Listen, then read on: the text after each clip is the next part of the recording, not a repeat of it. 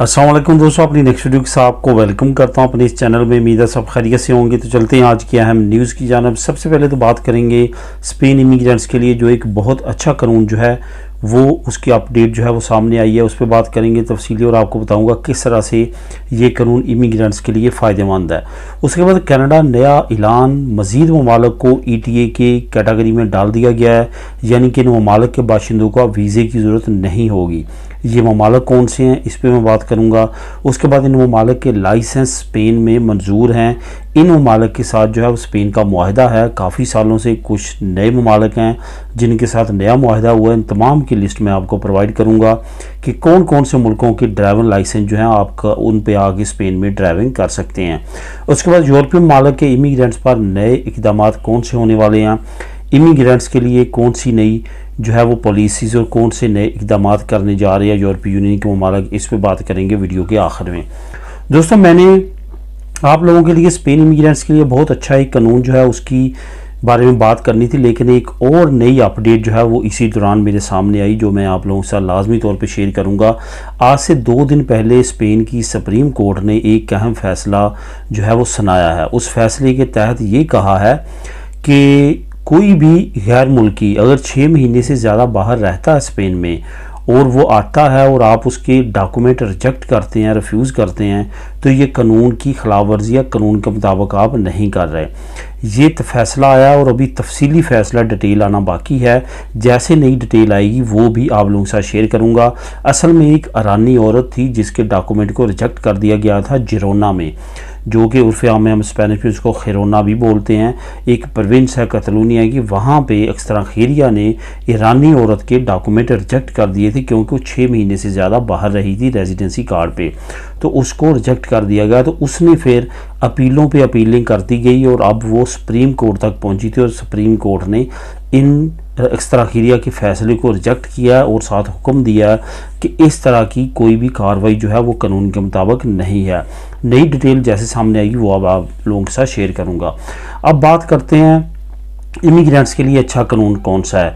हुकूमत ने दोबारा वाजे किया तमाम कंपनीज़ पे, तमाम इम्प्रेसर्स पे, तमाम ऑटोनोमोस पे जिन्होंने मुलाजमीन रखे हुए हैं और गैर मुल्की मुलाजमीन रखे हुए हैं, उन पे ये कानून लाजमी लागू होता है कि वो अगर किसी गैर मुल्की के डॉक्यूमेंट जो हैं वो एक्सपायर हो जाते हैं ड्यूरिंग द जॉब, वो काम कर रहा है उसका डॉक्यूमेंट एक्सपायर हो जाते हैं, वो रिन्यू नहीं करवाता या नहीं करवा पाता, तो इसका मतलब ये नहीं है कि वो कंपनीज उसको काम से निकाल देंगी। ये कानून की खिलाफ वर्जी होगी अगर वो उसको काम से निकाल देंगी, यानी कि वो उनको रिमाइंडर दे सकती हैं कि आप अपने डॉक्यूमेंट जो हैं वो रिन्यू करवाएं।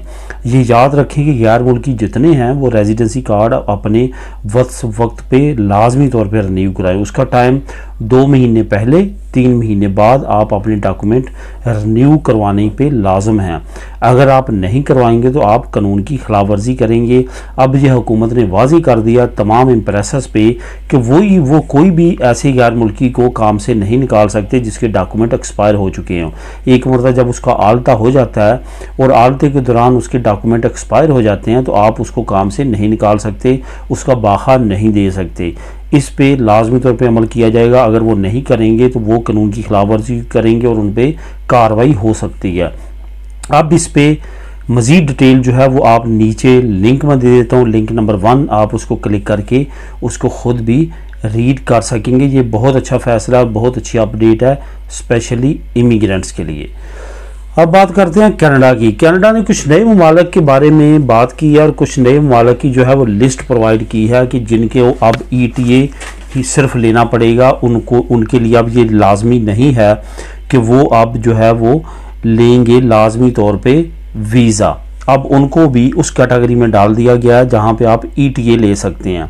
ये 13 ममालिक हैं जिनका कनाडा ने ऐलान किया। अब 13 ममालिक के बाशिंदे सिर्फ इलेक्ट्रॉनिक ट्रैवल ऑथराइजेशन के ज़रिए कनाडा में इंटर हो सकते हैं। इसमें Antigua, Barbuda, Argentine, Costa Rica, Morocco को भी शामिल कर दिया गया है। मोरक्को को भी अब ETA पे एंट्री होगी। उसके बाद Panama, Philippine, Saint Kitts and Nevis, Santa Lucia, Saint Vincent, इसके साथ साथ थाईलैंड को भी शामिल कर लिया गया है। त्रिनिदाद टोबागो और ओरागाई, ये ममालिक हैं जिनको अब शामिल कर दिया गया है कि अब इन ममालिक के बाशिंदे जो हैं इनको कनाडा का वीज़ा लेने की ज़रूरत नहीं पड़ेगी। इन ममालिक के बाशिंदों को जो ये नेशनलिटी रखते हैं इन ममालिक की, इनके पासपोर्ट पे अब फ्री एंट्री दे दी गई है। सिर्फ और सिर्फ इनको इलेक्ट्रॉनिक ट्रैवल ऑथराइजेशन अप्लाई करना होगी, उसके बाद ये कनाडा विज़िट के लिए जा सकेंगे। ये एक बड़ी अहम डेवलपमेंट है। 13 मज़ीद ममालिक कैटेगरी में आ चुके हैं कनाडा के लिए, जो कि अब free of cost without visa जो है वो कनाडा विज़िट कर सकेंगे। दोस्तों इसका लिंक भी आपको नीचे प्रोवाइड कर दूंगा मैं, लिंक नंबर 2, आप इसको क्लिक करके ख़ुद भी रीड कर सकेंगे।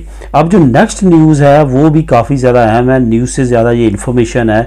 इस पर काफ़ी दोस्त कमेंट करते हैं, कोई दुबई से करता है, कोई सऊदीया से करता है, कोई कहीं से करता है और मुझसे पूछता है कि मैं क्या अपने इस मुल्क में रहता हूँ, मुझे मेरे पास इस मुल्क का ड्राइविंग लाइसेंस है, क्या मैं इस पे स्पेन में आके ड्राइविंग कर सकता हूँ। तो मैंने सोचा कि DGT की वेबसाइट पे जाता हूँ और वहाँ पे चेक करता हूँ कि कौन कौन से मुल्क जो हैं वो स्पेन में उनके साथ मुआहदा है और स्पेन में वो अपने लाइसेंस पे जहाँ भी गाड़ी चला सकते हैं। तो उसकी पूरी लिस्ट जो है वो मेरे सामने आई और वो मैं लिस्ट का लिंक भी आपको लिंक नंबर 3 नीचे प्रोवाइड कर दूंगा, आप उसको क्लिक करके खुद भी रीड कर सकेंगे। असल में ये ममालिक कौन से हैं और इनके साथ बाकायदा तौर पे साथ साल भी लिखा हुआ है और डेट हर चीज़ लिखी है कब इनके साथ मुआहदा हुआ। तो यहाँ पे जो सबसे पहले स्विस है जिसको स्विट्ज़रलैंड बोलते हैं, क्योंकि आपको मालूम है ये यूरोप में तो है लेकिन इसने बहुत सारी शिक्कें जो हैं वो नहीं अपनाई हुई, सिर्फ और सिर्फ ओपन मार्केट की शिक्के अपनाई है, जिसके मुताबिक जो है स्विसा में आपको जो है उसका ड्राइवर लाइसेंस भी आप चला सकते हैं। स्पेन में 1998 में इसके साथ मुआहदा हुआ।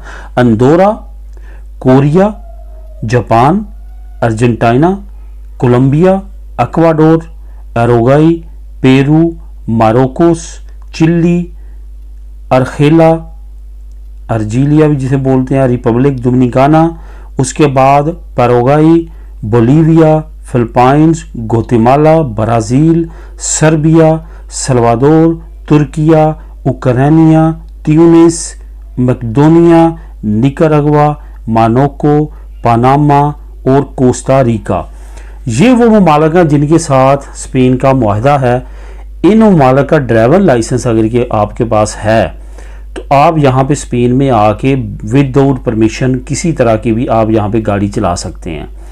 ये अब आपने नामों को याद रखना है और नीचे मैं आपको लिस्ट भी प्रोवाइड कर देता हूँ। लिस्ट नंबर 3 जो है, लिंक नंबर 3, वहाँ पे आपको ये लिस्ट मिल जाएगी। DGT की ऑफिशियल वेबसाइट पे इन ममालिक का नाम है, वहाँ पे आप क्लिक करके इन तमाम को रीड कर सकेंगे।